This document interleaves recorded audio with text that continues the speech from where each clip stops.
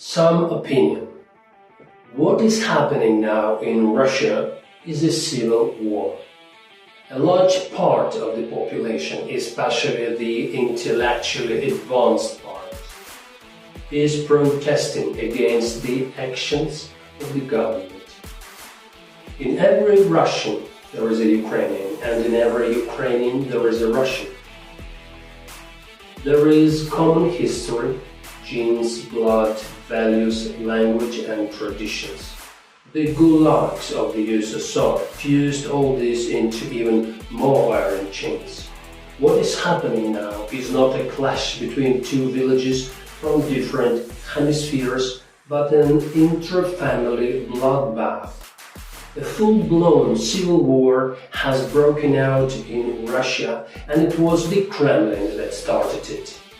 The president, who by the way cannot even be called a president because no one chose him at the outset, has never had professional training, and even now has no knowledge of the subject. An indicator of all this is the economic result, which leaves much to be desired. To prove this, look at what Russia's closest neighbor China was like 20 years ago. The economic growth in the situation in Russia was much better, but due to inept leadership, everything remained at the same level and even got worse. While the celestial empire's standard of living really skyrocketed. Any military expansion usually takes place at the very least when the development of a state is at an outstanding level. As an example, take the Roman Empire, the Persians, Tamerlane, Alexander the Great, Napoleon. But there is a strange picture, maximum aggression, with the background of poverty and obvious mental illness of the whole society. Terrorism, a policy based on the systematic use of fear, violence and intimidation is flourishing at the state level. The term has become common in various countries since the age of the terror of the French Revolution. People are afraid to voice their opinions. The law on foreign agents reprisals against all dissenting voices. Any reminder of Tsarism is being completely erased, although it is all history of the state, and even the achievements of the Soviet Union have been destroyed. Yeltsin got the strongest state with a very high level of moral values in its time. And what's left of it all? A donut hole. Right from the start, when the current president came to power, the country began to be shaken by terrible social phenomena. 2,000 kids died in Beslan. The terrorist attack in the Dubrovka theater, terrorist attacks in St. Petersburg and Moscow metro, the bombing of a Russian tourist jet over Egypt. The list would go on and on. If the Kremlin only shook its shoulders, then, at the very least, it was signing its incompetence and should have resigned in full. But it did not, and the bloodshed kept growing. Abkhazia, Syria, Venezuela, and now Ukraine.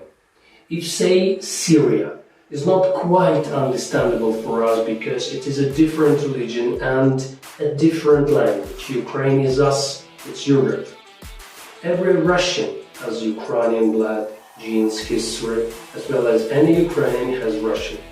The two countries are united by a common mentality, language, traditions, and religion. That is why what started in Russia is a war between the old and the new, between the rotten and the progressive.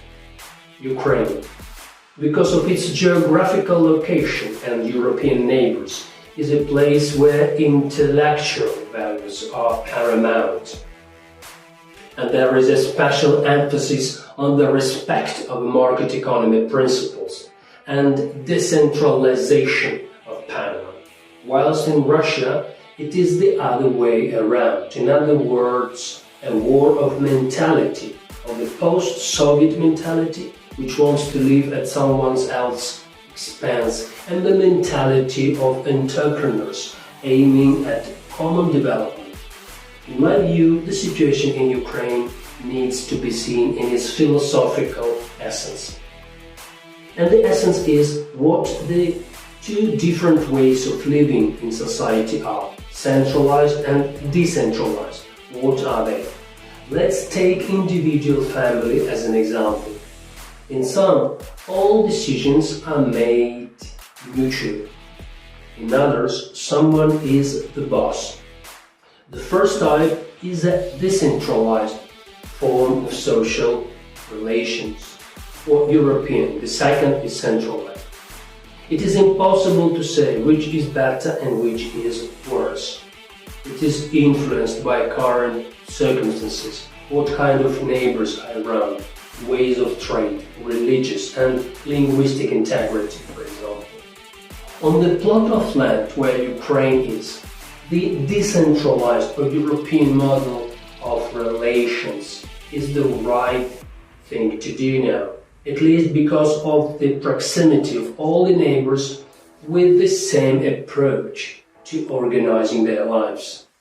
In Russia, it's the opposite, a centralized philosophy of existence, as 5/6 of all borders are Islam-Asian.